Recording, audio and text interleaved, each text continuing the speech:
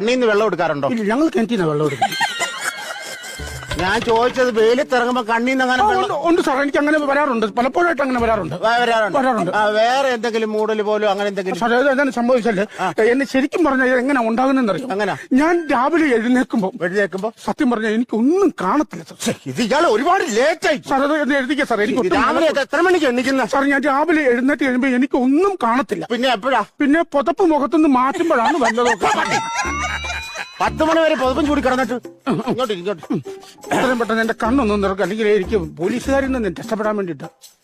Oh my god! എന്താ sir, നിങ്ങളുടെ കൃഷ്ണമണി മരിച്ചു കഴിഞ്ഞിരിക്കുന്നു. അത് മേളിലേറ്റടിച്ച് അറിയാൻ പറ്റും.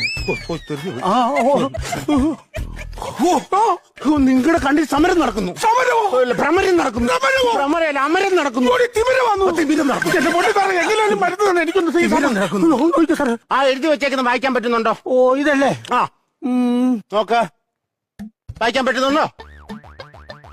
കണ്ണിന്റെ ഒരു പെരുപ്പ് പോലെ, ഒരു മൂടൽ മഞ്ഞ് പോലെ കണ്ണ് നിറയുന്നുണ്ടോ? അങ്ങനെ തോന്നുന്നുണ്ട്. അപ്പൊ സ്കൂളിൽ പോയിട്ടില്ല. അതാ വലിയ കാര്യമൊന്നും പറയാം, വലിയ കാര്യമൊന്നും ഉരുണ്ട് പറയണ്ട. ഞാൻ പഠിപ്പിച്ചു തരാം കേട്ടോ. Okay sir. ഇത് ക്യാപിറ്റൽ ലെറ്ററും സ്മോൾ ലെറ്ററും ആണ്. അപ്പോഴൊരു സംശയം ചോദിച്ചോട്ടെ സാറേ, എന്തായിരുന്നു? ഈ താഴെ കിടക്കുന്നതാണോ സ്മോള്, അതോ ഈ മേളിൽ കിടക്കുന്നതാണോ സ്മോള്? എന്റെ വയറ്റിൽ കിടക്കുന്ന സ്മോള് ഭയങ്കര മണം കേട്ടോ.